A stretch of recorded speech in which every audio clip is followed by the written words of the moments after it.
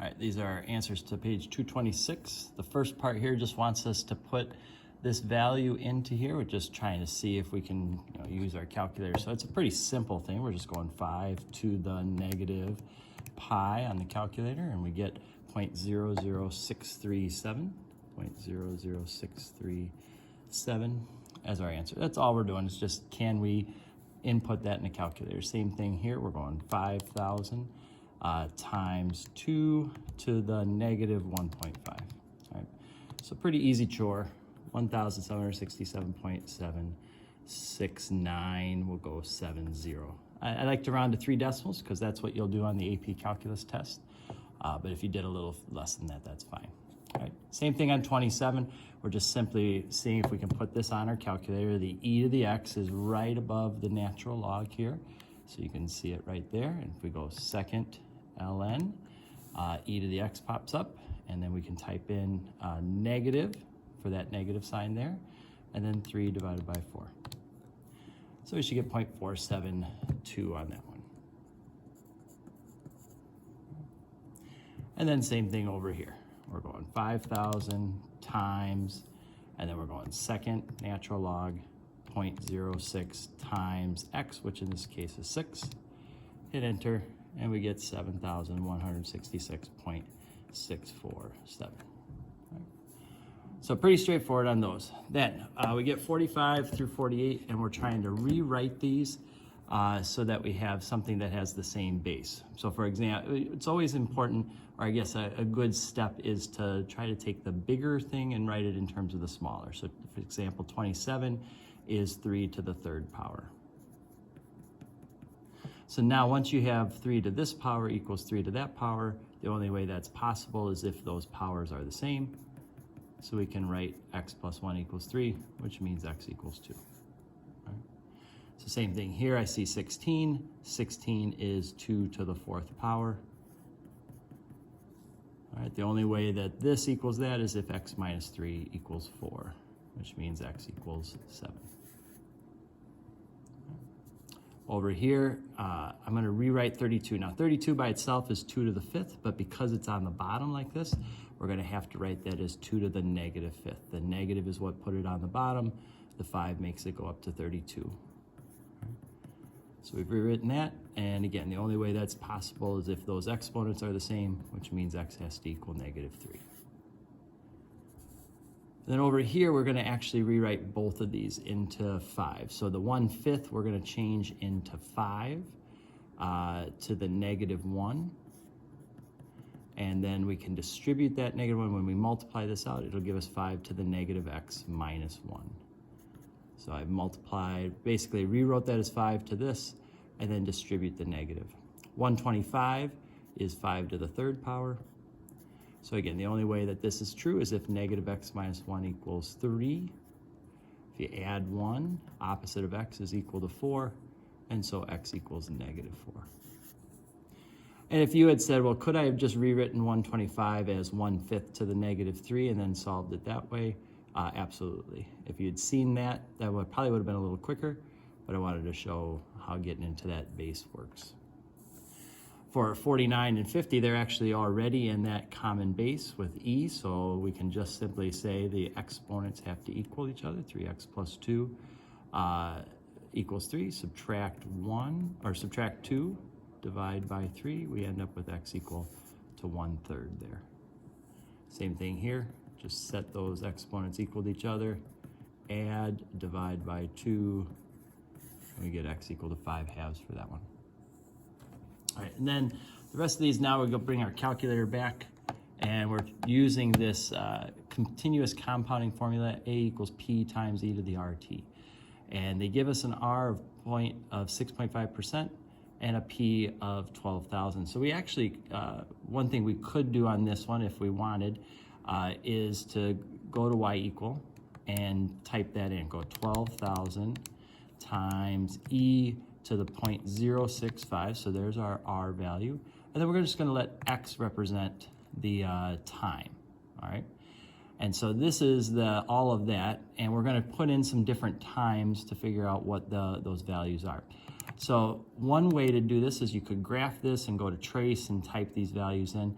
But what I kind of like is doing this. And now this, you didn't have to do it this way, but it's a nice little trick that when you know it, saves you a little bit of time. So y1 right now is that formula for us, right? So what I'm gonna do is I'm gonna do y1 and then parenthesis 10, kind of like a function notation.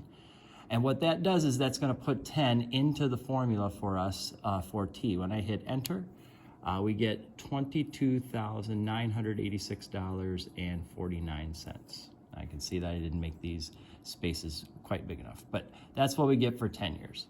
All right, and then I can do alpha trace parenthesis 20.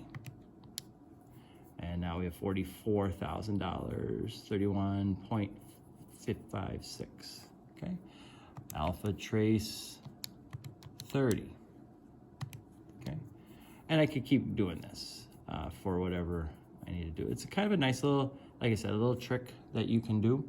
Another idea is I can move up here and just hit enter and then change that to 40 instead of retyping. If that was to save me a little bit of time, certainly could do that. Okay.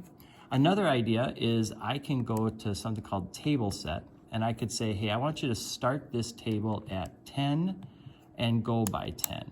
All right, since we started our table at 10 and went by 10s, I can do that. And then when I hit second graph and do table, here are our values. 10 years, 20 years, 30 years, 40 years, 50 years. So for 50 years, we got $309,484.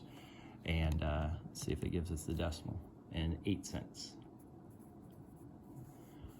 So that even would be quicker because there's all of those values right there, 10, 20, 30, 40, 50. All right. A couple little tricks that if you learn them and get good at them, it saves you a lot of time and effort. All right, for 61, we have a different equation now, 25,000 invested at 8.75% rate for 25 years. We want to know how much will that give us in the end. So we're going to go 25,000 times E to the 0.0875 times 25. Hit enter. And we get $222,822.57. And then our last one gives us kind of a funky equation here and asks us to graph it. So we're going to clear this out, go 5,000, parenthesis, 1 minus 4 divided by, and then I'm going to do parenthesis, 4 plus e to the negative 0.002x power. All right, and so that's, that is the equation that we would like to graph. So they asked us to graph it. Let's go ahead and just go zoom 6 to start with, but we're going to see quickly that that doesn't show us a whole lot. Partly because it looks like if we put 0 in for x, we're going to start at 0, but then it kind of goes up to 5,000 pretty quickly. So let's change our window, and we'll keep it negative 10 to 10 for now. But let's trying to think of a good window here for the y. Let's say we go up to that 5,000. See what that makes it look. Oh, there we go. Now we've got at least something down there that is showing. So let's hit trace and get a decent idea. It looks like it's around 1,000 that's happening there. So it looks, see how when that was there, it was at 1,000. So we can make that maybe the maximum. Yeah. I would say let's go ahead and maybe go 1,500, all right? And it looks like we're gonna need a little bit more x values to really see what's happening. So I'm gonna go, well, let's go negative 300, 300 and see what that even does. All right. So we're seeing something now. All right, we've got that going on. If we make it even bigger than that, all right, and I'm gonna make this go up as well. Hit graph. Let's see if we, all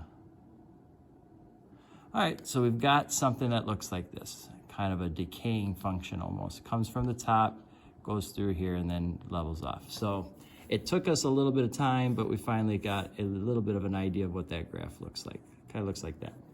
So the question is, what's the price for 500 units? So if we go trace 500, we get a price of $421. and like 12 cents. Okay. And then the question is, what would we have to do? What would we have for 600 units? In other words, if 600 were in there, what would we get, right? I believe that's the question. Let me just check again real quick. Yeah, so they're trying to, after the graph, do it for 600. So if you go trace 600, we get $350.13. All right.